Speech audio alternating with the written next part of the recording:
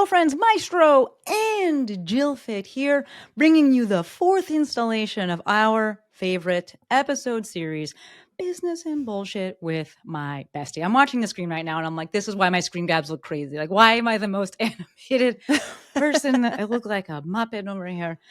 Either way, welcome back to the show, folks. If you're listening to FitBizU, if you're listening to Maestro on the mic, if you're watching on the YouTube, you are in the right place. Like I said, this is the fourth installment, whatever you want to call it, of Business and Bullshit with my bestie. This is a special little 4-part series that we're doing. Why? Because we can. First episode, we talked about doing the thing. Second episode, we talked about standing out in the space.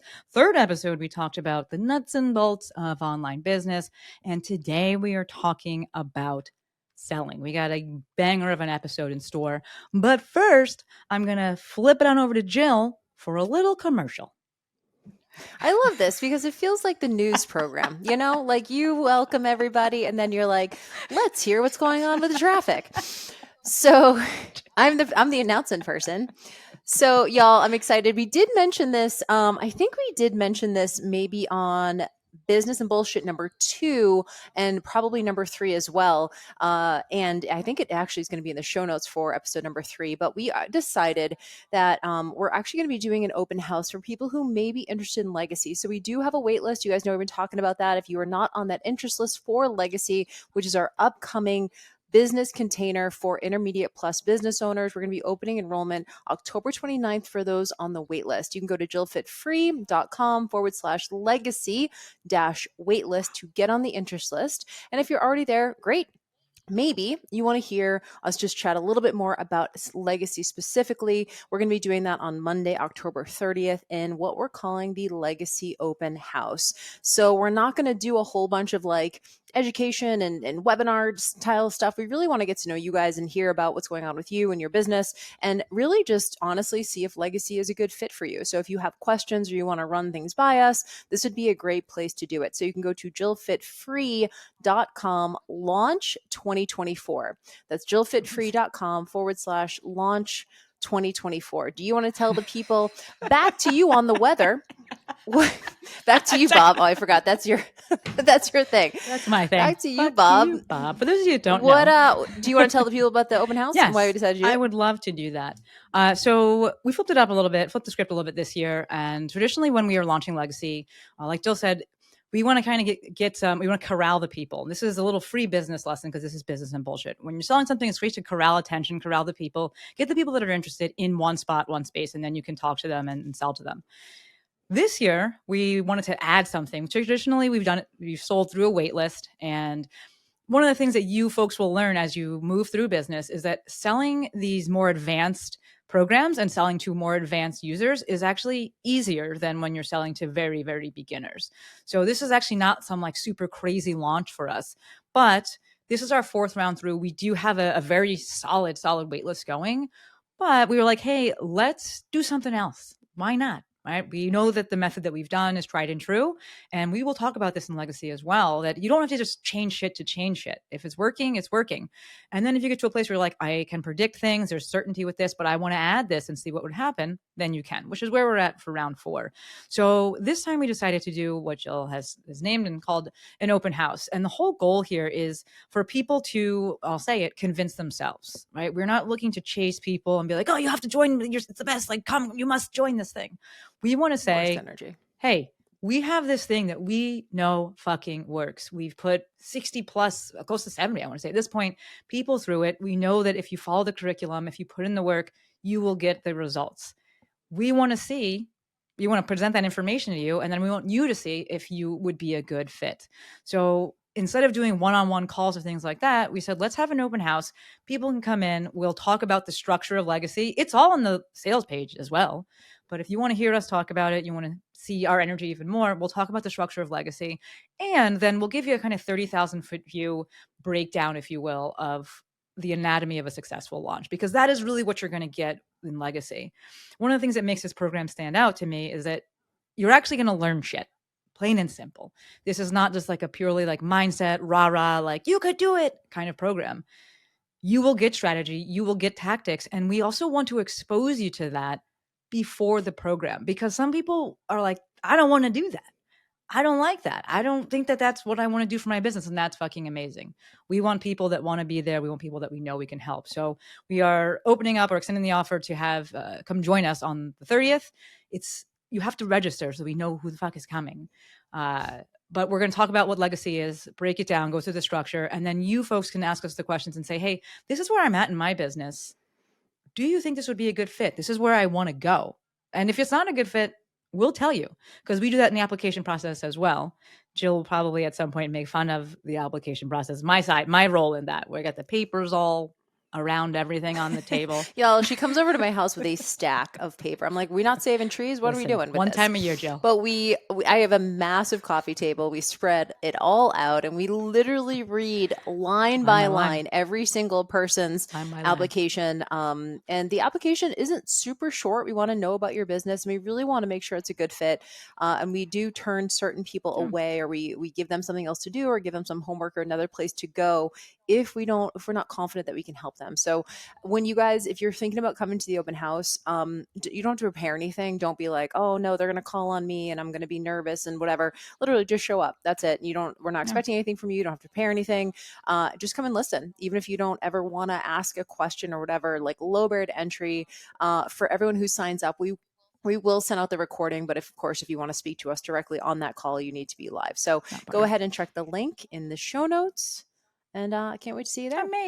Amazing. We'll circle back at the end of this episode. And that's going to be a week from when this drops. So if you're listening to this the day that it drops, it's the 23rd. It's going to be a week from today. So podcasting world is so weird because you record things before things go out, and then it's like in the future, but the past, and you're like, it's happening at some point. What do we say? It's happening at some point. Yeah. Speaking of happening at some point, and it already happened at some point, episode 3 of this, we recorded in person, which was awesome. I haven't edited it yet because we're recording this before it comes out, but it was awesome. And we have heard all of you folks are like, do it. Make this a show. Make this a show. I'd still love some more affirmation if you want to send it our way, but we hear you. I'm going to leave it at that. We hear you. Cool. Feedback has been great so far. It's just phenomenal. Folks are it's been great. So also thank you for those of you that did write in or DM. Everybody's been DMing. And who have shared it. A lot of you guys have shared it on social too. Yeah, we really appreciate it. It's really, really cool. So today we're going to talk about selling, and I think I'm going to actually bookend this episode with, we received 2 questions, none of them to the Google Doc. Nobody submitted that way because Jill told you to DM me, so it's fine. I got the DMs and I'm good because I'm actually on the computer today. But I'm going to bookend this episode with the questions, and then we'll take the second one. I think it'll tie in well, but I think this makes sense to start off with everything that's going on, and then we'll talk about selling, right? So question, she said, Chante, question for your pod with Jill. What encouragement can you offer to keep posting consistently on Instagram and doing all the things on brand while the world is crumbling around us?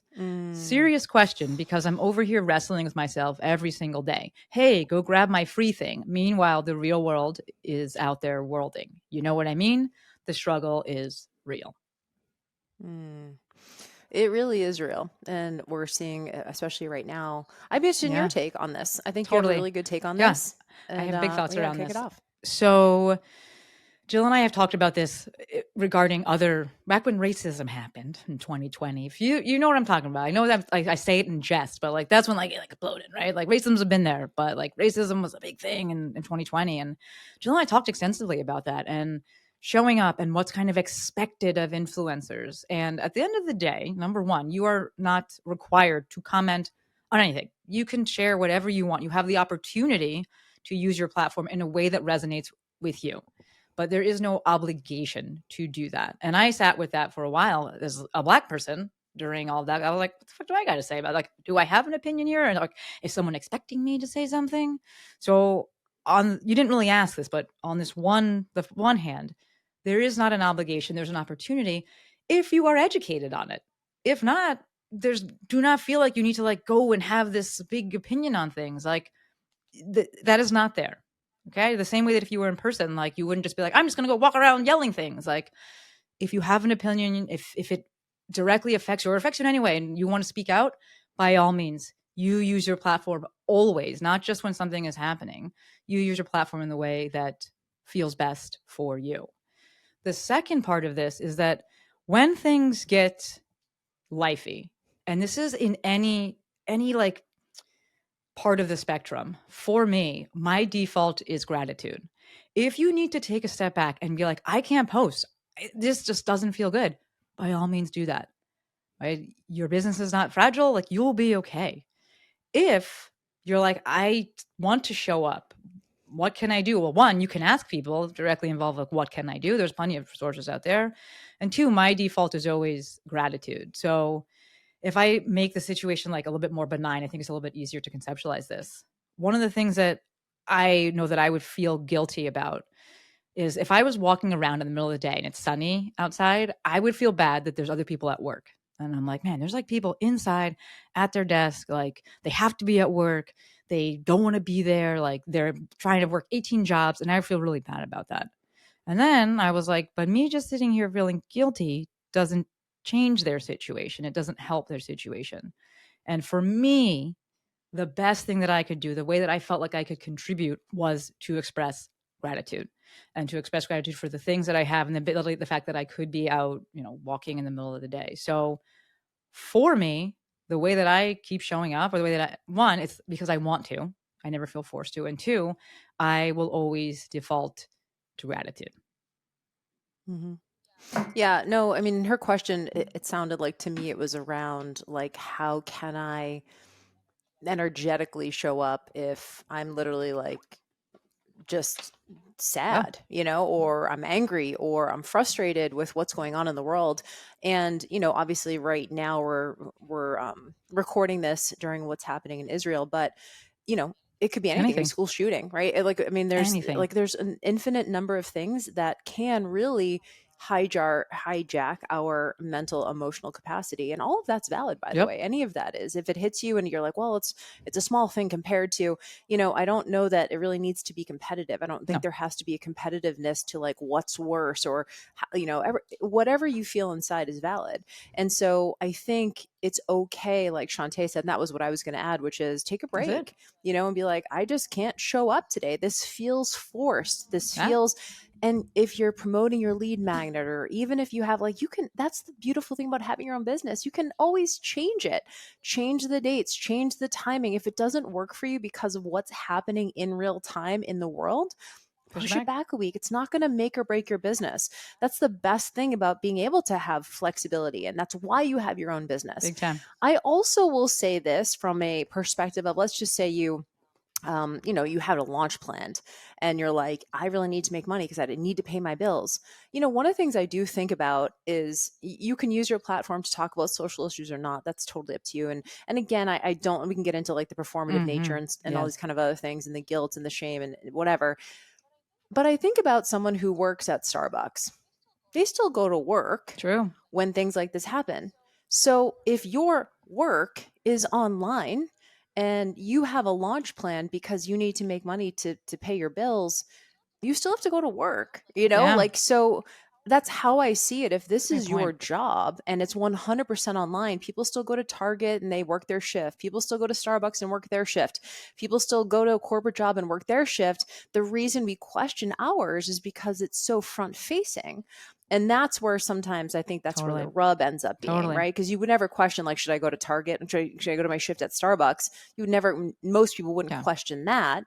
But we question the online stuff because it is so visual and so visible, and so I just, at the end of the day, you need to make money. So if you had a launch planned, I think it's okay probably to push through, unless just from a mental, emotional standpoint, you don't have the bandwidth and you don't want to. And that's, of course, always in your court. I've been noticing people, how they, show up. And I have someone in my audience who I worked with for a bit, and she's just been really, really affected by this. And she's just been transparent with it. That's how she showed up. Not because she's like, I got to stay consistent and here's my solution. She was just like, this is what I need in this moment, which is to share this online and to share how this is affecting me, and to share what I'm going through, what I'm experiencing, and what maybe you are experiencing. And, here's here's what I'm offering. So how you use it, how you show up is up to you. And I love what Jill said there as well. If you need to take a break and you need to step back, then you step back. Always change I it. am actually thinking I was in the shower last night and watching stories as TV. I just put it in the corner and Danny J popped up and she was like, supposed to do a webinar 3 years ago. What do you think? I might do it today. And I was like, love it. I love it. So life got real lifey, real fucking lifey for Danny J and her mom. They found a brain tumor. And so she was supposed to do a webinar 3 years ago, like as of yesterday. And she was like, I realized why I didn't do it. My mom got diagnosed and then I dealt with That was it. life, Canceled everything. Yep. And so 3 years later, here she is being like, hey, I still know this stuff. This stuff is still helpful. Do you want this stuff? Right? That is, like Jill said, the beauty of online business. You have that flexibility and you can lean in or lean out as you choose. All right. So thank you for the question. Love it. Great question. Really, really good question. So that ties into the episode, which is about selling. I am, of course, going to pass the mic to you. This is one of Jill's, I would say this is like, in my mind, this is Jill's expertise. Jill can sell. And I say that, and part of me is like, I immediately need to say, but not in a sleazy way. And it's not to put qualifiers on it, but like, I don't know who listens to this podcast, maybe never heard of Jill. And as soon as you hear the word selling, you're like, well, it's bad, a salesman. What do you say to folks, Jill, especially your beginners, or just anyone kind of mindset-y that's like, I hate selling? What do you say? Right. So first of all, like a few things here. Number one, chances are you hate selling because you're not good at it. I mean, at the end of the day, we like things that we're good at. In fact, a lot of our legacy students, by the time they graduate, they're like, I love launching. It's so fun. Like, because they see it as a skill, right? So if you've just said to yourself things like, I hate selling, or I'm bad at selling, or selling is gross, or it's annoying to my audience, or whatever, chances are you're just not good at it yet. And that's okay. That's part of the process of getting better at this skill. I will actually challenge what Maestro said. Yes, I think when we talk about selling specifically, we're talking about that period of time when the cart is open. But what I want you guys to start to think about is that selling actually happens way before the cart opens. And when Shantae says that this is my thing, maybe she's I know you're talking about like when the cart is open. But here's the cool thing about selling, y'all. So much stuff happens, and so much of the success of a launch happens before the doors even open. So for a lot of times, like, you guys are listening to this podcast, maybe you listen to part 1, part 2, part 3, maybe you're on the interest list for legacy, maybe you're thinking about coming to the open house, maybe you've been listening to this podcast for years, or you've been following Shantae or myself for years. Y'all, all of that's part of the process of eventually deciding if you want to join us for legacy. So we'll technically have the doors open for legacy for 5 or 6 days, but so much of the people who will end up joining us will have probably made the decision to work with us way before the cart's open. And so I want to kind of remind you guys that when we talk about selling, really we're talking about building relationships. We're talking about building relationships like, weeks out, months out, years out. I just we just had our biggest launch at Jill Fit ever with our most recent FBA launch. And yeah, we had our doors open for 4 days. Y'all, we basically, we asked people to make a decision. There's a deadline. We have people make a decision within 4 days, but we had a ton of people who had been following for years. And so, and we had done this, we had actually launched this previously earlier in the year. We had a lot of new people come into our community as part of the launch earlier in the year, did not purchase, but then spent the next 6 months with me, getting my emails, following on social, listening to the podcast, and then they purchased this time. And so I want you guys, instead of thinking about selling as like this disgusting, gross, give me money, I'm greedy, I'm going to take your money. Also remember that people like buying things. Y'all, people like buying things, and it's a win-win for everyone when someone is literally excited to buy your thing and you know for a fact you can help them. Why would you deny someone the opportunity to put themselves on the hook for a transformation? When we launch FBA, I'm not in people's homes being like, so you got to press that buy button. Let's go, lady. Like, what do you like? I'm not even like, like, to me, it's not about that. People are like, I just purchased. I'm so fucking excited. So why would we feel bad about selling when someone is literally thanking you for making a product available to them? People are literally saying, thank you for letting me give you hundreds or thousands of dollars. Then we have to look at that evidence. So you can't just make up in your mind this idea that selling's gross when the reality is people love buying stuff, and people, you know what people like buying better than buying stuff? Getting a transformation.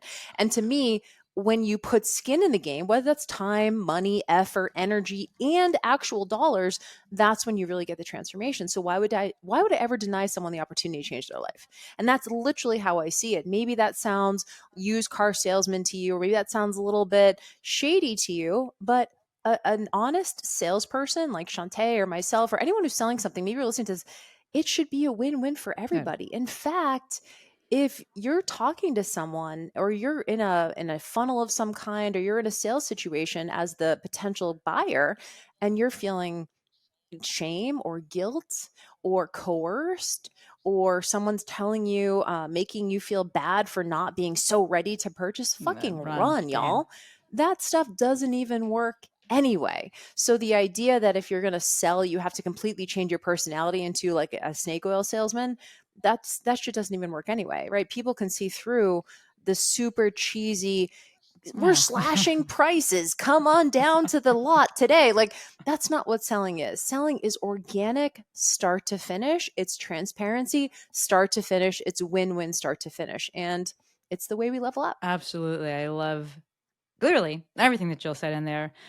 And one of the things that I'm thinking of as she's saying this, my guy Sean Pastuch has mentioned this, because Jill's talking about when you sell with integrity, right? And that's kind of the word that triggered. My guy Sean Pastuch was talking about this the other day on, I don't know, maybe his Instagram, something like that.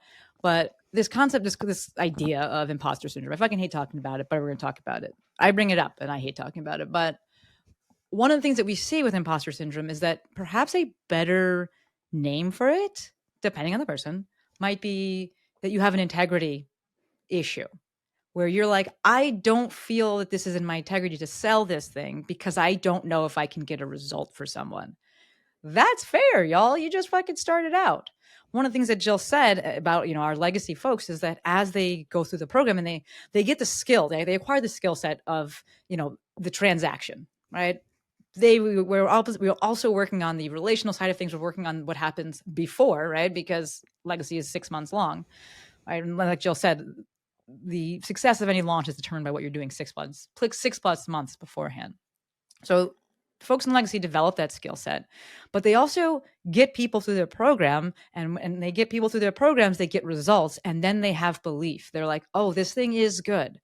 I thought it was good, but like I wasn't 100% sure because I'd only taken like myself through it and like, a handful of other people.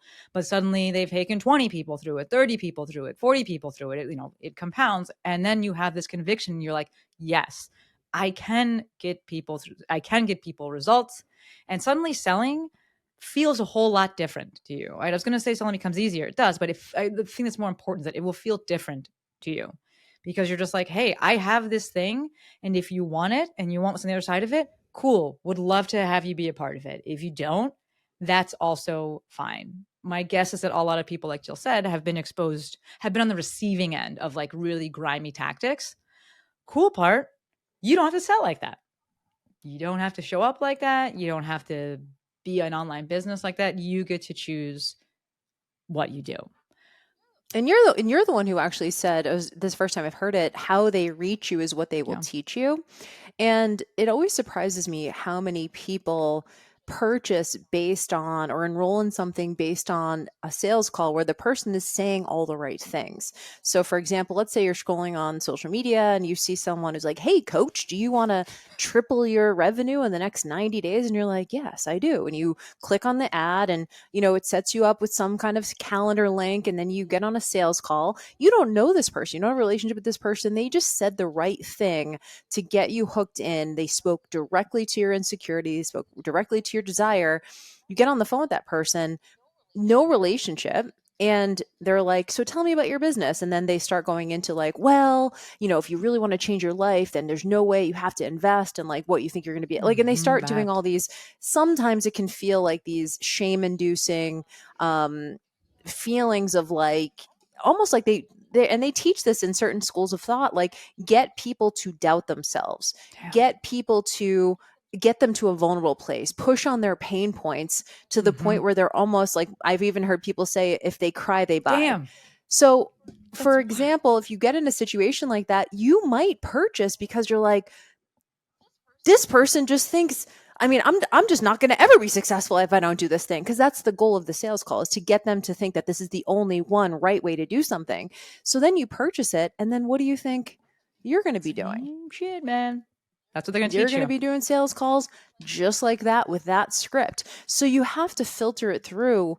Could I see myself launching like that? And one of the best things about legacy, and just to obviously, like you guys know, like we're being fully transparent Mm-hmm. with you guys. We're talking about Yeah. legacy a lot. We're really trying to get you guys to see if it's going to be a right fit for you. Not that you need to do it, but if it's a right fit.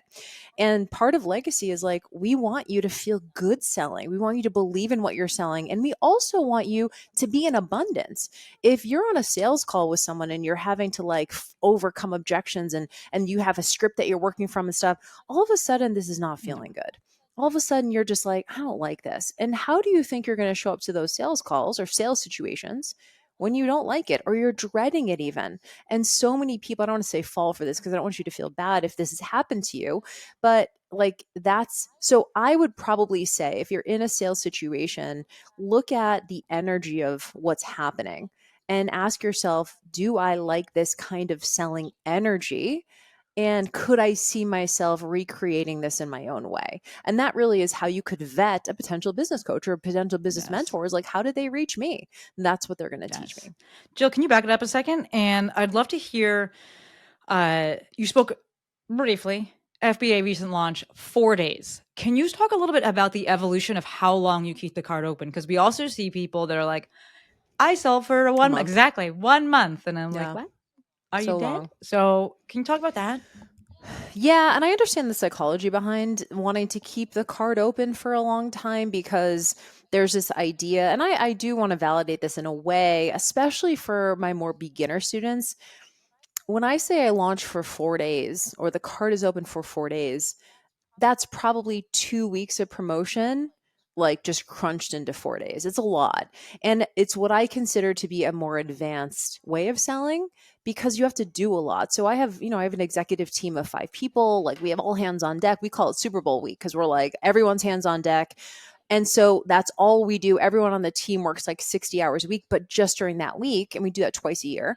And so for us, if you are like, it's just me and I'm kind of new and I have 3 kids and you're just going to have to decompress the launch a little bit, because you won't be able to have as many touch points in 4 days as someone like I could. And so I actually teach, and we teach this in Legacy, we teach the 11-day launch formula. And this seems to be the sweet spot for most of our clients, because it's enough time to educate, to do 2 things. Number one, educate on what the offer is. That takes time. People are like, what is this thing? You posted it one time. A lot of people aren't going to purchase right away because they're just like, okay, what is it? They're going to maybe open the email. Maybe they're going to click on the link, open the sales page. They're going to see the sales page is long and they're like, okay, I'll come Yeah. back to this later, right?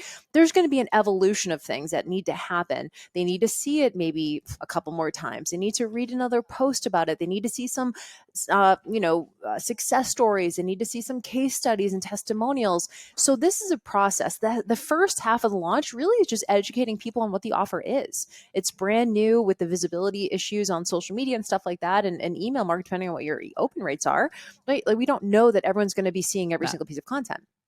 The second half of the launch is now closing the sale. First half of the launch is educating, right? You're teaching on what it is. You're presenting what we call companion content. There's maybe some education in there. There's some insights in there. There's some stories in there, with the call to action to go to the sales page. And the second half is like, shit or get off the pot. Second half of the launch is like, okay, now you know it. You've seen it. Now it's decision time. And so the reason why we have a little bit longer is because all of that's happening over that course. So I'll give you guys, so 4 days, I don't teach the 4-day card open, even to my mastermind students yet, because like I said, I do feel like it's a little bit more advanced. We do 22 social media posts in 4 days. We do 21 emails in 4 days. We do not teach that in Legacy, y'all. So if you're like already freaking out, like, I barely send 1 email a day, don't worry about it. I'm not gonna ask you to do that. Our clients have really successful launches, sending like 1 email a day, posting once or twice on social, y'all. It's going to be completely doable for you. But but think about like the 4-day card open is kind of like, the 11-day on steroids. So I don't necessarily recommend that quite yet. But for the 11 days seems to be the sweet spot. Now, the key is this, and you say this quite a bit, there needs to be a deadline. It's not like it's not high pressure sales. It's not like I'm going to be mad at you if you don't purchase, but I do want you to make a decision. If it's going to be no, make a no, That's right? it. Just Give me a let's no. close the loop, which is why I do think that launching for a month doesn't give people enough urgency, scarcity, or just heat to make a decision. I don't care if a decision is no, make a decision. So I think that a month is too long, and honestly, it's going to exhaust you as well. I like launching in this way because it feels like interval training. It's push That is hard, really rest Jill. hard, push hard, That rest is really hard. Jill. If you're hearing that and you're like, but I like steady state cardio, then maybe evergreens for you. I'm going to say, no, don't do that. So this was me thinking, that's how I'm built. I'm like, yeah, I could just like keep going. I prefer like to be here. But what you're going to be here for in this steady state is giving. You're going to give like that all fucking year and just be like, I'm giving, I'm creating, it's the best. And then you're going to have short bursts and you will be so fucking grateful that you put boundaries and parameters on this thing, that you only have to be quote unquote selling and promoting in this way and asking for the sale or asking for the transaction for this short amount of time. Like we've gone through it a zillion times. I tend to like with my one-on-one clients, I tend to get a lot of people that are creators more and they're just, I want to create. And I'm like, me too, but also you need money. So when we go to sell things, let's just put these confines on it, not just for the audience, folks, but for you. It will help you out. It allows you to show up better. One of the things that I see with this demographic, which maybe is you listening to this, is what I call maybe marketing. And they're like, well, maybe if I leave it open, like someone will see it. This like one person. No, let's go and put parameters on it and make sure that people see it, because we're doing the most that we can within our capacity. And then when it's closed, it's closed. And guess what? You can run that shit again in however many months or in the next quarter, 2 quarters away from that. And then you'll get the people in then. So it is, go ahead. Yeah. And and here's the thing too, is I like selling, but I don't want to sell all the time. So if you have, I kind of think about it in terms of like catabolic and anabolic phases in your business. So the majority of the time, probably 90+% of the time in your business is going to be anabolic phase. It's going to be building, it's going to be growing, it's going to be building your list, goodwill, relationships, like trust, all of that stuff, because you're giving so that you, I don't want to say earn the right, but in a way, earn the right to then ask, right? To then like at some point be like, hey, if you want more than just what you're seeing on social, listening to this podcast, there's a chance to take the next step, and you invite people to do that. Actually, someone messaged me yesterday and said, what do you think about Evergreen versus, so if you guys are listening, you don't know what that is. Evergreen just means something that's available all the time. So for example, Shantae has a Maestro meeting, and people can go to her website at any time and enroll in one of those. She's not always actively promoting it, but probably if she did on a poster, she might get a couple of bites, and people probably come in, but she would probably get a lot more if she put some parameters in place. And she was like, hey, I'm just posting, Maestro meeting only available for the next 5 days. Then it's not going to be available until 2024. She would get a whole much more sales, but she doesn't have the urgency about it. So someone asked me, and they said, what's better, Evergreen, open all the time, or open and close cart launch? And one of the things they said, and my ears perked up, she said, the benefit of Evergreen is you make more sales. What? And I was like, actually, no, you don't necessarily. I mean, you can if you have a huge ad budget and you have, and you have the, what's it called, like the business tech sort of proficiency to tweak and A/B like, test totally sales pages different. and just a ton of stuff, right? It's a whole totally different business model. And she was like, you make more sales. I'm like, you don't though. In fact, objectively you don't. You make a whole, but some people don't like the sort of ebb and flow of, 1 month I make $20,000 and the next month I make $5,000. And so I don't know how else to say it, except you need to have good money management to realize that. That's why I don't like monthly. There's nothing that irks me more. You know what I'm about to say? When people are like, I need to make $10,000 a month. Are you at 10K months? And I'm like, that's such a fucking arbitrary number. Like, I had a client who, like 2 days before the month was over, she's like, I need to make 10,000. I need to make $2,000 in 2 days. And I was like, why? Right. You don't have to. You don't have anything right now. So I like to look at revenue on a quarterly basis. And if I'm going to have a revenue goal, usually it's per quarter. And even that I don't live and die by. Right. So you might have a month, if you're going to be doing the launch model like Shantae and I teach, you might have a month where you just absolutely have a huge launch and you make a ton of money. And then maybe you make I don't know, maybe you make 30% of that or 40% of that in the next 2 months while you're still back to building the goodwill and you're in that anabolic mode This, again. if you folks are listening around the edges there, what Jill was saying about this person comes to her, one, Jill's in her DMs answering things. Take note of that. Number two, person comes in and is like, hey, this is my thought, this is my problem. Jill's gonna give it to you straight. We're both gonna give it to you straight, right? We're not trying to take your money. That's why it's a fucking free DM conversation. But there is if you're only looking at your own business and you're only looking at the things you want to be looking at and you're only looking at things that you want to be doing, then you may think that like this is the way. But if you go to someone, Jill works with hundreds of people each month and has been doing this for, she actually, happy belated birthday, Jill Fit. 13 Yeah. years. Told you, folks, she Yep. invented the Instagram. She invented Instagram and the internet. Right? Jill has worked with, do the math on how many people that's been. You see patterns, you actually have objective data. So when this person comes in and is like, oh, you make more sales, we can think that. We know this. I know that we have a lot of people in this audience that are into fitness, into nutrition, things like that. We know that we as humans are horrendous at guesstimating things, how much we're actually eating, how much we're walking, how much we're exercising, whatever. When we start tracking, we're like, oh, now I see. So oftentimes that happens with sales too. You think like, oh, I'm getting more. But if you actually were to write it down and then you have to do an experiment and try the other way, you'd see, oh, actually, there's a difference there. With this, and this drives me crazy because I'm not like this.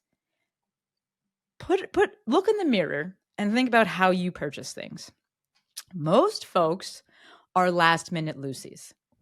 Drives me crazy because I'm like first day Fred. I'm like, okay, so I need this thing right now. Can I get it yesterday? Great. So this is why putting boundaries on things is helpful for people. They are busy. Like Jill said, they open the email and they're like, this is kind of long. I don't know. I think I need it. But like, my kid's yelling. I got a soccer practice. I got this other fucking thing. They're not seeing near, like, the feel stuff. It's like, oh, everyone's seeing everything and like I'm bothering them. They're not seeing any of it. No one's seeing anything. And they need that notification, like, oh, this thing is going away. And that's when people buy, the majority of people. So think about you listening to this. There's a good chance you buy that way as well. So think about that within your own business and how you're creating opportunities for your people to buy from you. I call that the what you touched upon, I call it the attention differential. And this is one of the hardest things in business, especially when you are launching. And in legacy, we talk a lot about expectation management. We talk a lot about numbers. So you're really ready. There's this misconception, I believe, that internet business is so wild and it's so unpredictable and it's so uncertain and you never know what's happening.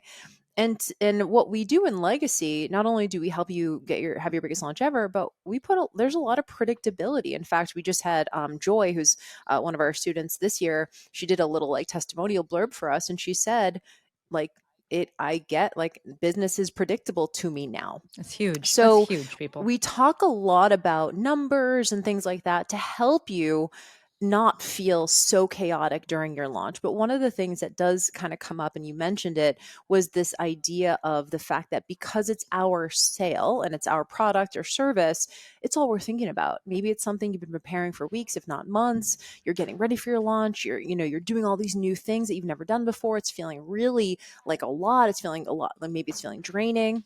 And so you open the cart and you're like, okay, let's go. Let's see the sales come in. And exactly what happens is what Shantae just said, which is that like they want to read it, they want to look at it, but life. And they open it up and they keep your sales page open on their browser all week long. And it's not until those last day, cart closes in a couple hours, expires at midnight. When they start to see those messages, they're like, oh yeah, okay. Let me go back and look at that, right? And so I literally will say, hey, if you've had the sales page open on your browser all week long, and people are like, how did you know? And that's one of the biggest challenges is the differential in attention. Your attention is all on this thing, right? Card is open. You're sitting there, refreshing your PayPal account, and you're like, where are the sales? And I just posted something. Surely they're coming. And what happens is launching is more like a slingshot. It's like the whole launch, you're sort of pulling it back like this. And then the last 36 hours, you release it and it's like, boom.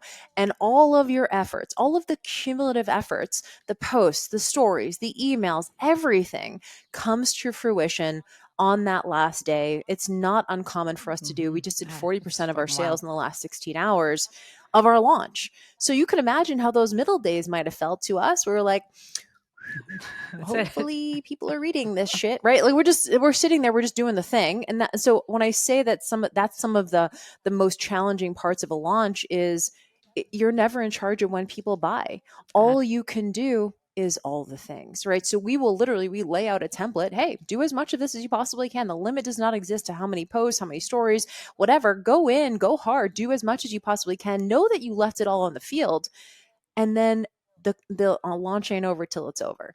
It's just not. And then we close cart, and then Shantae and I teach you guys how to debrief, and we do all that stuff to make it better next time. But it's not linear, and that's one of the biggest challenges. Is it's all you can think about, and it's barely on the radar God. of any of your Barely. clients. It's barely even scratching the surface Barely. of where they're at. Barely. Barely. And when you grasp that, it's a game changer.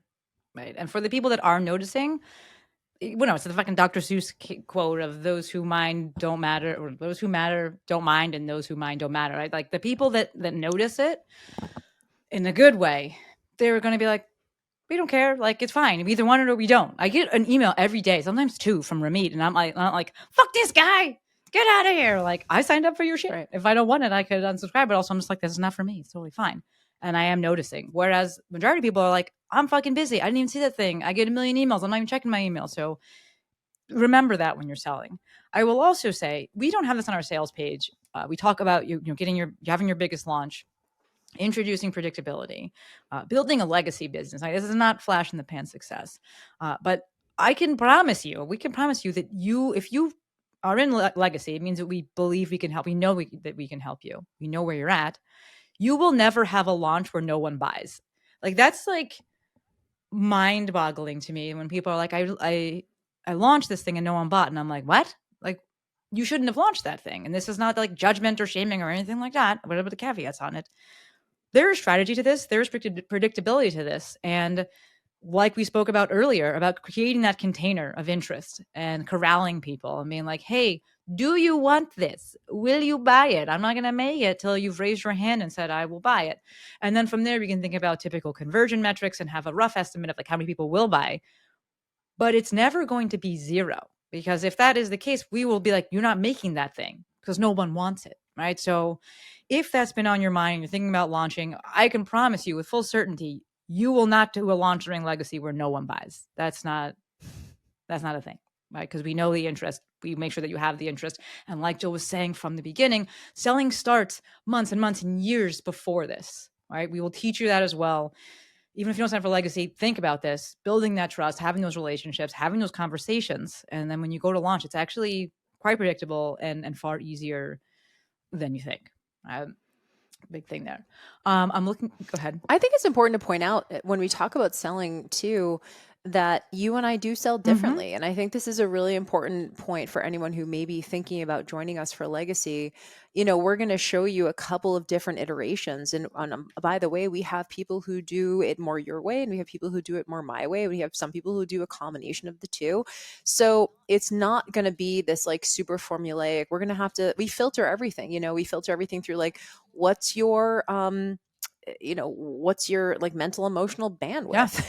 Like we're gonna look at what kind of launch is this. So and Shantae said at the very beginning, and this is very like sort of meta business lesson, the way we launch legacy is sort of what we call, I mean, it's a chill launch, like she said. It's very like low stress for us because it is a more advanced container. And the ironic thing is that beginners or newer coaches or newer online business owners, they're the ones who are the most scared to invest because they've never invested before.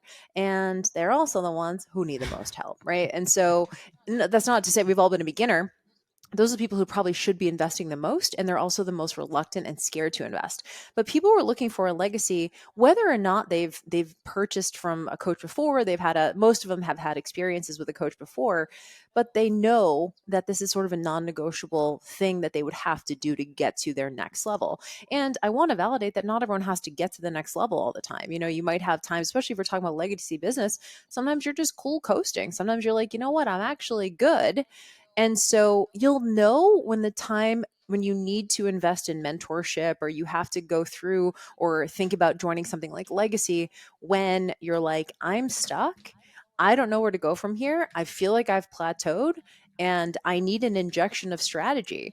And sometimes we don't know what we don't know. So we look around. We mentioned this, I think, on the last episode, where you kind of look around and you're like, how is this hard? I've had a lot of people lately I've been talking to who are like, I've never had a coach and I just tried it on my own. And then they get into something like FBA or Legacy and they're like, Mhm. mind is blown. I'm like, how would you know how to do this? Right. But we don't know. We don't know.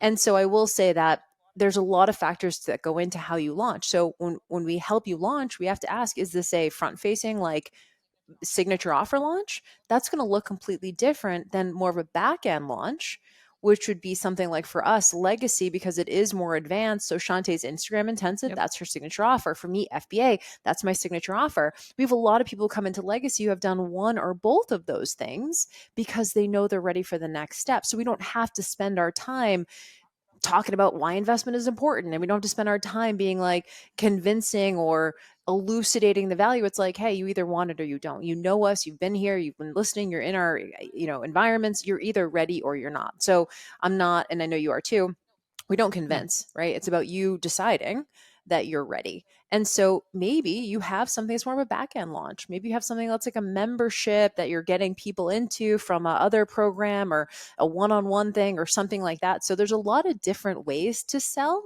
And we're going to share with you multiple different ways. And we're also not going to make you do the most if the launch doesn't require you do the That most. If it's going to be a chill launch, let's let it be that chill. so many different options. I'm going to back it up for 2 seconds to what Jill said, that she and I sell differently, but we still sell within the same values and with integrity. So that's Yes. the coolest part. If you're Yes. listening to this and you're just like, you have some sort of feels around selling, what I want you to take away from this is that there are a zillion ways to sell. And when I say a zillion ways, I mean strategy and tactics, and they can all be within your values. Right? Jill and I, one of the reasons we work together and work together so well is because we have like basically the exact same values.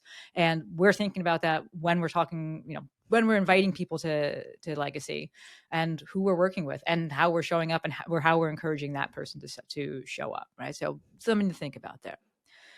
Jill, What are our values? Do we we have haven't we gone ever over stated that, those? but actually, where did we share that? I'm like, we just shared an It email was in our about text that. thread. Yeah.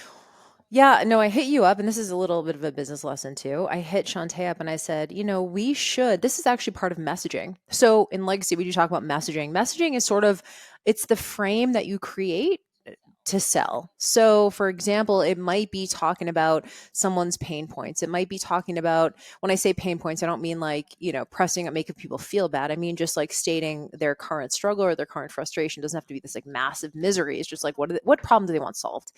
And when we talk about that, it's like, what, at the end of the day, what are some of the values, are a great way to segment out who's right for the container. And so I said that to Shantae. I'm like, hey, what are your personal values? So we can say, hey, these are the Legacy values. You either are similar in the way you are, or you're dissimilar in the way you are. And neither one is right or wrong.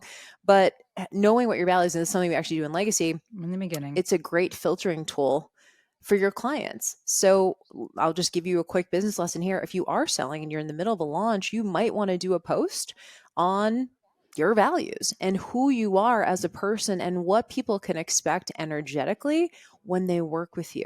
So be unapologetic about, hey, this is exactly who I am. And I'm unapologetically looking for other people who are similar. Because if you are the same kind of person and you're like this energetically, then let's fucking go. We're going to make magic together. And if you're not, there's probably a better coach out there for you. And it's even when I say that, you guys probably are getting a hit of like, wow, that's like really an abundant way to look at it. And it is. And that's where, if you're selling, remember, y'all, we're not trying to sell everybody. We're trying to sell the right people. Like, you don't want No. the wrong No. client. And I'm not going to say a problem client, because there might not be a problem client for another coach. You don't want a wrong fit. You want to turn away people who are not a good fit. I promise you, you will absolutely regret taking someone in just because it's quote unquote money. So instead, when you say, hey, here are my values, that is, number one, really compelling. That messaging alone is compelling. People go, oh, she's just owns it. She knows who she is, she knows who she's looking for, and she doesn't need every single sale. She's looking for the right sale. And so I would encourage you to either have an email or a post that talks about your own values. And so I hit up Shantae. I don't know if you're able Yeah, to I got find it. it. And I said, like, what is the legacy She sent me a values? voice note. Jill's the only person that's allowed to do that. She said because she speaks quickly. Like I can't with the slow speaking. I can't. Although I know with the iOS update you could speed it up, but before you couldn't, and I was like, I can't. But Jill speaks quickly. But she hit me up, and this was part of. I want to just like take it back a second. I love this side of, we'll say, of selling, of running a business. I love the marketing side. I love the messaging side. I love the copywriting side in terms of telling a story and what are we trying to make people feel? What would we like for people to feel? What are we trying to convey? And so with this, Jill and I were talking about, this is an email that we were going to send out, I think to folks that were on the wait list. And the whole thing was, hey, we want to show people this is what we're about. Like that's the feel, the tone of the email, the theme. This is what we're about. If it resonates, we'd love to have you join us. If not, we're not here to convince you. So that's why Jill was like, hey, what are your values? And I wrote down competency, action, integrity, self-trust, and authenticity. And I was like, I know action, like that's not a value, but action taking, whatever you want to do to like make it into verb, whatever. Those are my values. And then Jill wrote back, LOLO, L looks exactly like the Jill Fit core values. And I just wrote back, duh. Of course. Like, of course it does. This is why we work so well together. Yep. This is why it was a no-brainer to work together. This is why it's been so easy to work together. This is why it continues to be, so good to work together because of those shared values. And when we are inviting people to join Legacy, that's what we're looking for. And yes, I can go to your fucking Instagram and I can tell. I can see what your values are. 100%. So if you're wondering, like, do we ask that on the question on our intake? We actually do not. We could, but for me, I am like, I'm going to go see what you're doing because action expresses value, action expresses priority. So And this is also part of like if you guys listen to the second installment of Business and Bullshit, we talked about how to stand out. And one of the things we talked about there was this need, the fact that the space is becoming more sophisticated, which means that while there are more practitioners and coaches and trainers and professionals here looking for clients, there's also way more clients than there's ever been, which is a good problem, right? So but because of that, the client to coach matching system is even more specific than it's ever been. So that's how someone may make the decision to work with you or not. It could be something as small as your values. You might be saying the right things or whatever, but if you're like, hey, I have the thing that's going to help you have your biggest launch ever, but then their values are off. You're like, okay, that's a no for me. And so this is a service to give your audience this information so that they have all the information they need to make an informed choice. And that really is what selling is, y'all. When we talk about transparency marketing, start to finish, give people all of the information. That's why we're doing we're literally doing an open house to be like, come and get all the information about Legacy. Because we want you guys to be confident in your choice. We want you to make a confident choice. We want you to be excited about your enrollment. We never want you to feel like, I will never say like, hey, you're just never going to be successful if you don't take this next step. Like if anyone's saying that, please run away. There's a million ways to drive success. But what's more important is, do you feel a connection to your coach? Do you feel like this person gets you? Do you feel like you operate on the same way? Do you feel like if they live next to you, you guys would hang out on the porch and, have a drink together? Like, how connected do you feel? Because that's going to be the most important thing. There are a lot of smart people out there. There's a lot of people who have made a lot of money who will be selling you whatever they did to make that money. And that may or may not be for you based on the person.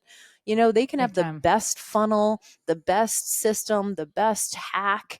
But if it's not a hell yes for you, then it's a no, and it's not going to work. Immediate no. Trust your gut, folks. Lean into this. Like, you know, like, it feels greasy. It feels icky.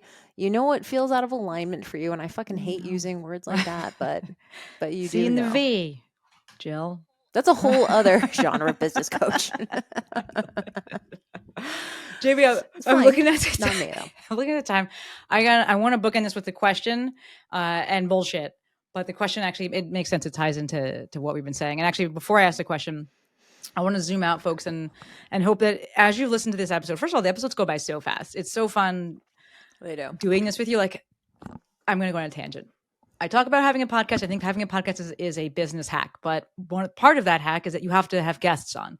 Guest episodes can be tough. Not that talking is tough for me clearly, but you have to like make sure that you have the time to do it. And then you're like, got to like know something about this person and carry the conversation. So it's a lot more energy than just like doing a solo episode. But from a growth perspective, you got to do guest episodes. This is not a guest episode. This is a joint episode. And I'm like, holy shit, we don't have enough time, Jill. We have to, we have to cut it. We're doing the next episode. So it's been so fun doing this. But I want to bookend this. 30,000 foot view. This episode was about selling. That was like our kind of theme. Hopefully what you took away was that we didn't talk that much specifically about selling because, like Jill said, it's everything that happens outside of the actual transactional period. Like that is what's really, really important. And that's what we focused on unintentionally, but also because that's just how it is. That's the reality of selling, right? We spent like a small part. And also, like, just to be super meta, like y'all are in a sales situation right now. You're listening to this. This is part of us selling legacy. This 4-part sales series. situation. You're in a sales situation. You personally are in. Don't look behind you. Don't know who's there. We got you. You're in the sales situation now. Roping you in. That's my JB. You're still not going to know what JB stands for, folks. You got to keep listening. One day I will share that with you. But the book ending here is the second question that we received, which was, I'm just going to read the whole thing. Person said, so I'm driving and listening to your podcast with Jill Fit, and I had a question. Actually, I'm sorry, I'm going on a tangent, and I really see this when I do the editing of the podcast. I look at the transcript, and I'm like, Jesus Christ, I'm all over the place. But someone wrote in, someone DM'd, and they were using talk to text, and they were just like, love the Fit pod with you and Jason. Jesus Christ, this thing is writing Jason.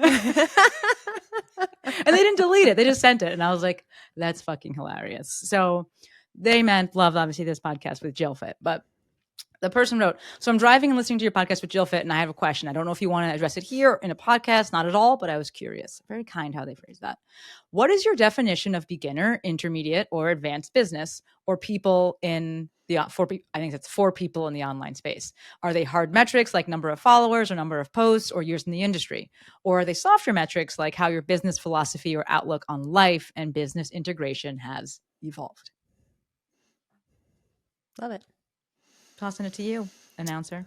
Okay. So, I mean, I don't really feel like these are super hard and fast. Although I will say from like a business perspective, if you are going to have different containers within your business, like if you have more, let's say fitness professionals listening to this, and you have a specific program for beginners, you need to have qualifications for what would constitute a beginner. So maybe say like, hey, you've touched weights before, but maybe it's been at least a year since you've been consistent at the gym, right? That would be a qualification. And so when I think about beginner, intermediate, advanced business owner, there's not so many hard qualifications. However, I will say, and we can get into like maybe more intermediate plus, which is what legacy is. For beginners, I typically think of usually within, and this isn't a hard rule, but usually within the first year or 2 of business. And I would say the biggest sort of hallmark of someone who is a beginner is, and by the way, you guys, beginners, intermediates, and advanced need all different things. Like from a business growth perspective, they need all different things. And I'll just run through those really quick. Beginner just needs to do anything. Like literally, they just need action taking. That's pretty much it. They need action taking and they consistency. And people are like, I don't know what to do. I'm like, do anything. Actually, just do anything. Typically beginners, and it's not a bad thing. Everyone starts as a beginner, by the way. A lot of beginners have a lot of mindset hangups. That's one of the biggest hallmarks of beginners because this is all new for you. You're learning at such a rapid pace. A lot of my students will say, I don't want to miss a minute of FBA because I know there's going to be so much good stuff because they're learning a new language. I always talk about business like a new language. And so if you're a beginner, it's almost like drinking from a fire hose. There's so much, you don't really have any reference points. You're just like, what's important, what's not important. Everything feels really high stakes. And so you oftentimes will need a coach who can help you be more discerning on what's going to actually move the needle. And also help you overcome some of the mindset challenges that you're having, like imposter syndrome and comparisonitis and feeling not good enough and being scared to disappoint people or feeling judged or whatever those sort of things are, so that you can actually just get out of your own way and just do the thing. And so I think beginners, that's one of the biggest hallmarks there. And just like insider little like secret, a lot of business coaches don't like working with beginners. And I've heard people say that Hmm. all the time because they go, number one, they're cheap. They're like, they don't spend money. And number two, they have a lot of these mindset challenges. So in a way, coaching a beginner, to me, I love coaching beginners because to me, like everything is so Everything. new that like even the tiny, they're like, I posted on stories. And it's like, Everything. we celebrate every fucking thing. And it's so, that's part is so fun to me, them really building their self efficacy and seeing what's possible. And everything is like so new and so, and scary, but really fun at the Yes. same time. Um, and you, but you do need a level of patience. I would say intermediates are kind of over those massive mindset challenges. They know they're good. They have tangible evidence that they've gotten results for people. They probably have something that they've launched before. They have a signature offer of some kind. They are an expert in what they do. They're not getting their certification right now. They have a philosophy that has been proven in some way, shape, or form. And they just, and so intermediates need strategy. That's the biggest thing they need. They've already been doing the thing. Like in legacy, y'all, we're not going to be like, so have you posted on social media this week? Like, we're not going to ask that question. We assume that you're already doing the bare minimum to have an internet business. So a lot of what we focus on is like, hey, let's actually put strategy in place so this thing is just, we can blow this shit up. That's really what I feel like hallmark of intermediates need. And then I'll just finish with advanced and then we can get into legacy. Advanced students, they just need scaling. They need like help. They need team. They need more butts and seats. They need paid traffic. They need a lot more of those kind of things. They have the basic strategy. They've had success. Maybe they've run the same program multiple times and they're really just ready to level up. They need help. They need to offload stuff. They need to delegate. They just have other things that they want to do and they probably want to get some of their time back. So those are the three big sort of groupings. How do you break it I would down? say the exact same. I love that you have kind of demarcations there of what they need.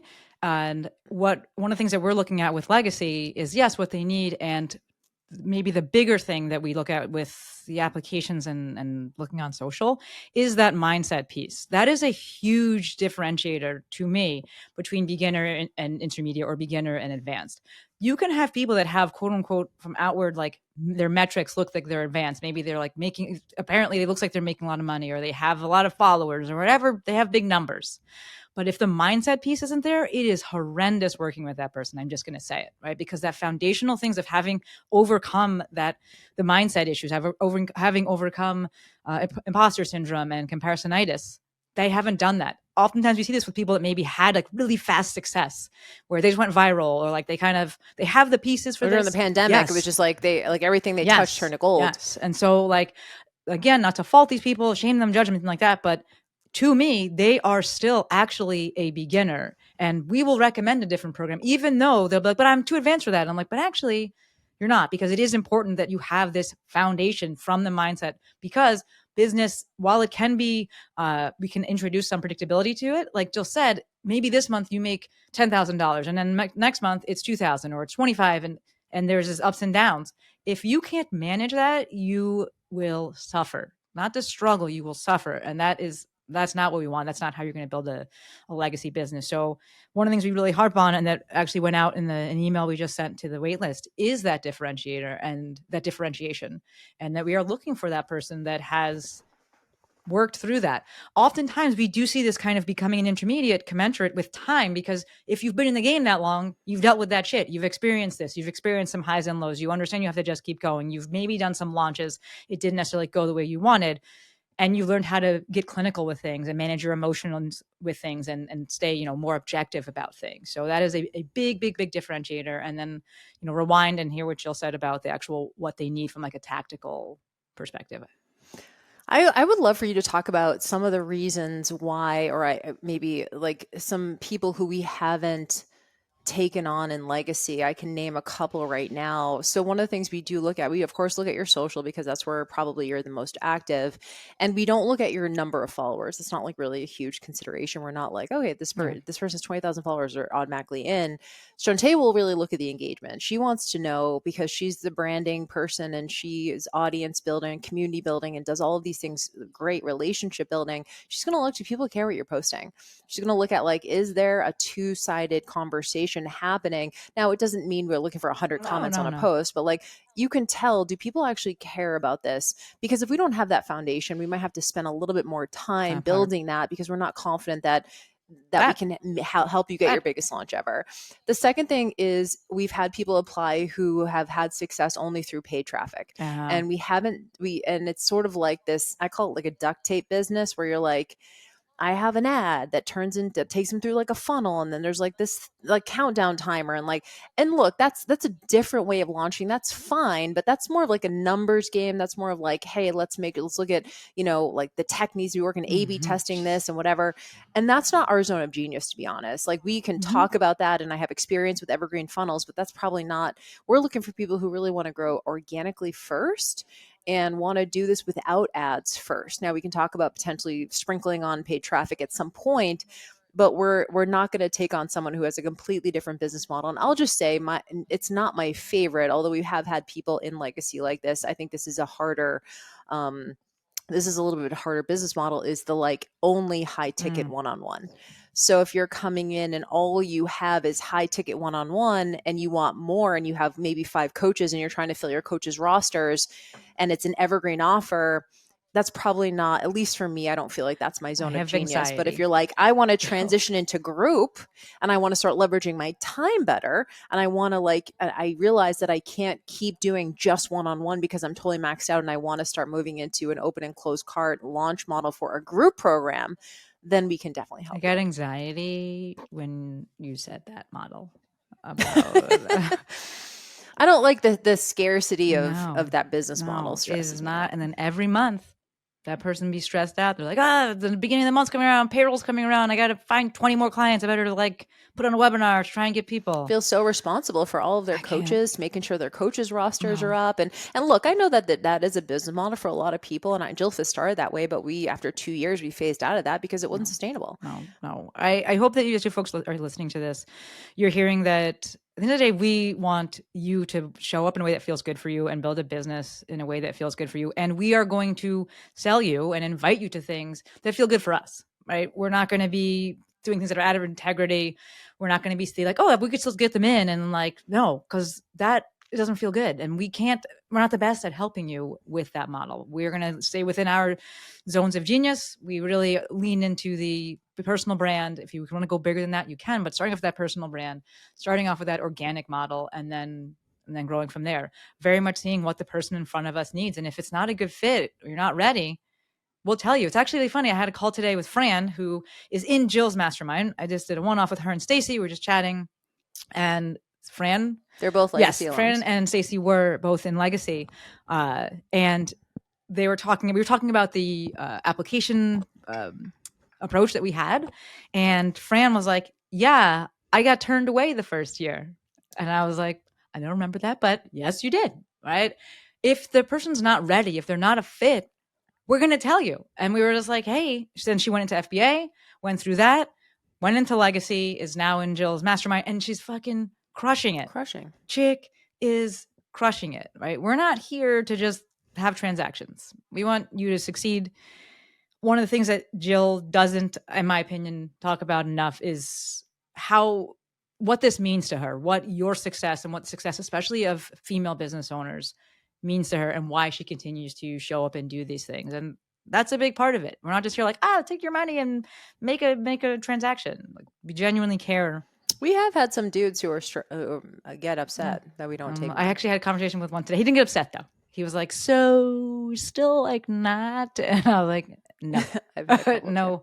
we're not. Actually, this is a good point. We did have someone last year who we accepted into the program, and within the first month, she was like, I don't want to do business this way. And not because it was gross or greasy. She just didn't like being as like strategic as we were recommending she be. And she was like, I'd rather just do it her way. Yeah. do what feels good.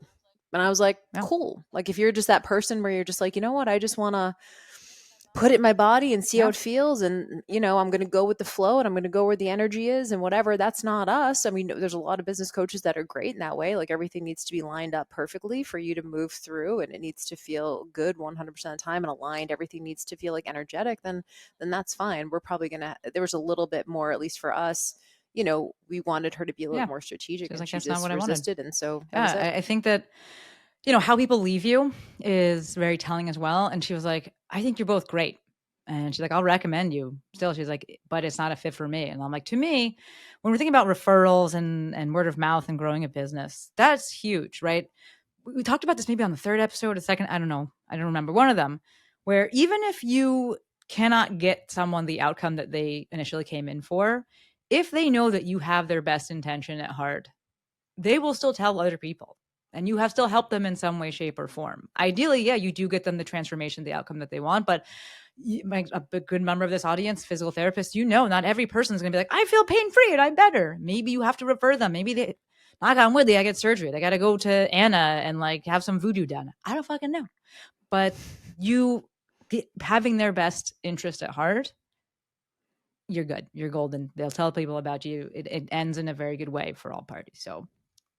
Well, and I like that too, because it is open and honest communication. You know, when that person left, and that, by the way, it's the only person who's ever left legacy, and she did in the first month, she was just like, she didn't blame us. No. She was like, y'all are great, you know? And so that is telling too. She was like, I learned a shitload. And I also learned that I don't want to do business this way. Yeah. So I'm going to wrap us up. We're going to do the bullshit first, and then it's going to be back to you, Bob, so you can give us another announcement, and then we'll do the official wrap up. How does that sound? Sounds good. I'm guessing you didn't bring in bullshit. I did? Okay, nope. Perfect. This is the teamwork, and I love it, right? I love it. So today's... You just stay thinking about shit way more than me. You guys know this. Shantae is a deep thinker, deep feeler. I'm just like, oh, what do I have to do in the next hour? Okay, fuck. All right. Yep, I'm here. It's true. I write it in my phone. So today's bullshit is, I would love for you to tell us, and especially kind of the second part of this, what happened the last time we rode our bikes to Venice? Oh, geez. The story. Even better. Why are you embarrassed by the story? I want you to emphasize the second part, when I was the vigilante. Yes, this is hilarious.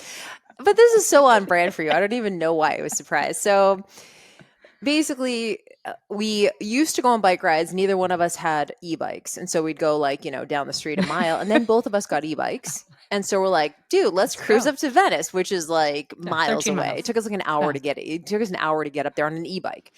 So we get up there and we put our bikes up. And y'all, I lived in Venice for 2.5 years. If you've heard of Venice, California, it's wild down there. It just is. And there's like massive homelessness. And I mean, it's so eclectic. And when I was living there, I absolutely loved it. So many different types of people and cool things happen all the time, whatever. So anyway, we're at the boardwalk and we put our bikes up, lock them up. And then I had my own lock, and then Shantae had hers. Jill didn't have her own lock. And we go, back it up.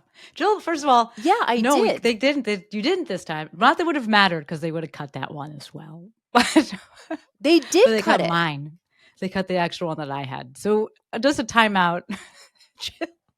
Jill be coming with a lock. Did I not even have Jill's a lock? locked with like a shoestring. Just like, got it. And I'm like, all right, I'll bring the lock. I have a U-lock, because I also came from New York City, where I'm like, they fucking steal your shit in 2 seconds. So had a U-lock. But if you've ever had one of those U-locks, it comes with a second, it's not a chain, it's like wire that you put so that they don't take your wheels. That's realistically what you use it for. So you lock your frame to something solid with the U-lock, and then you put this like metal chain through your wheels, especially if you have a quick release wheel, so they don't take your fucking wheels. So e-bikes are like the size of a car. So I'm like, I don't think I can fit both frames of the body on this U-lock and to the pole. So I was like, all right, I'm gonna put mine like that. I'm gonna put the chain through the other two bike, through her bike, through my bike. I can see the bikes. We ate fucking outside. I'm like, I can see them. We're fine. So then I go, I'm going to go pay the check. I'm going to go inside, and you go, okay, I'm going to go on like the bikes. And so then I'm in there waiting in line to pay the check, and you're calling me. Yeah. And I'm like, why are you calling me? So I pick it up, I'm like, hey, and I look outside, I can see you, and you're right there at the bikes, and you just go like this. Bike's gone. If you're watching on YouTube. No bike. The chain was just dangling. My bike is completely gone. Fucking gone. And I was like, you go, your bike's gone. And I was like, what? It was just there. It was literally just there. Dude, it's gone. So this is how different we are. I was like, damn, that sucks. Okay, I'll just call an Uber really quick. Whatever. I'll figure it out. Shantae's like, no, we're gonna check and see. There's Video like footage. 3 buildings around here. One of them surely has a camera. So we like hanging out at this place. I'm at this point, I'm just like, I want to go home. Like, I just want to go home. Like, I'm done with this situation. Yes. I'll buy a new one, whatever. And then Shantae goes, no, we're going to check this. So we actually get fucking footage. It's like 30 minutes later. We get footage from the hotel that's right there. They send it to us, and we're sitting there watching it. And we literally see a dude come by, case the bike, like came by, checked it out, same guy.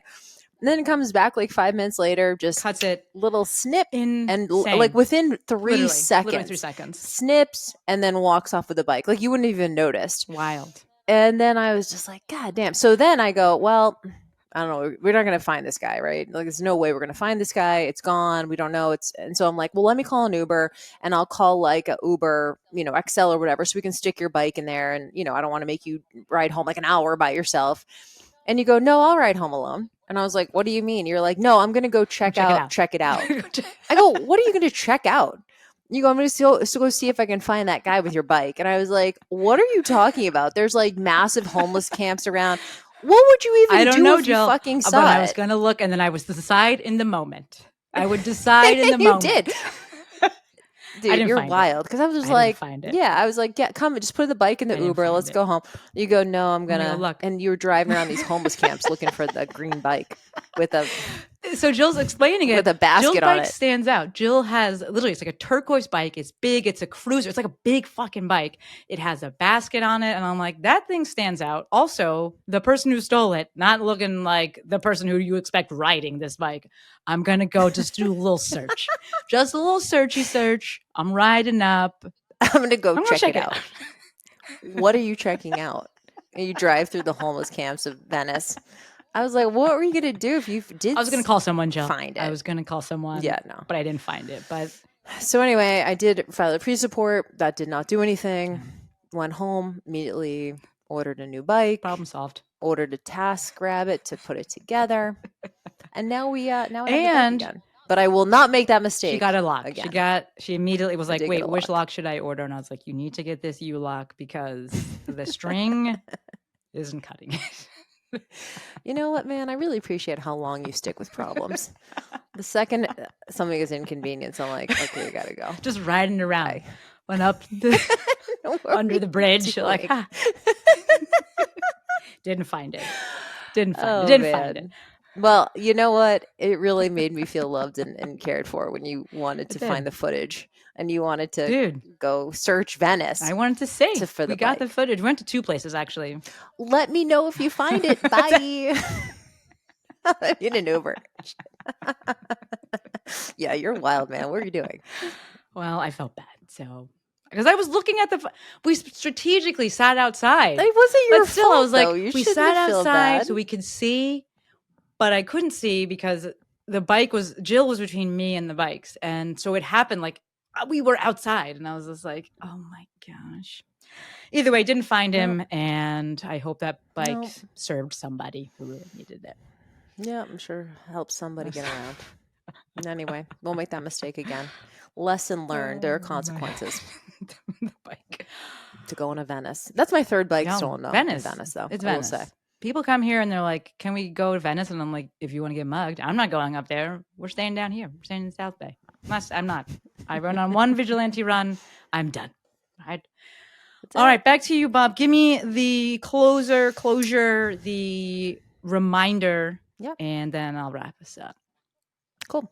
So last thing for you guys is if you do want to get more information about Legacy and you want to be the first to know the details, we are going to be sending you some details coming up here soon. So make sure you get on the interest list. That's probably the most important thing to do is go to jillfitfree.com/legacy-waitlist. And then of course, if you guys want to come to our live open house, the link is in the bio as well, jillfitfree.com/launch 2024 to get all the details. It's just basically an info page because we will be giving out all the information at the open house. So can't wait to see you, hear more about you and your business, and talk shop. It'll be good. Amazing. going to say thank you on behalf of both Jill and myself for hanging with us these past, well, we'll say 4 because this episode's done. These past 4 episodes for this little experiment that we ran. There's clearly a very good chance that it will become a full-time thing as its own show. It's not going to be a segment on our shows already. It's this, that's too confusing, people. Separate the things there. So it would be its own show. There's a very good chance that it will come to fruition. But as always, Jill and I, we don't half-ass anything. So we'll wait until we have the things in place for that and we'll launch that. But you got all the links. Everything is in the show notes. We are endlessly appreciative for your time. We know you could have been doing anything and you chose to listen to us. And for that, we are both endlessly appreciative. All right? All right. Until next time, friends, Jill Fit and Maestro out.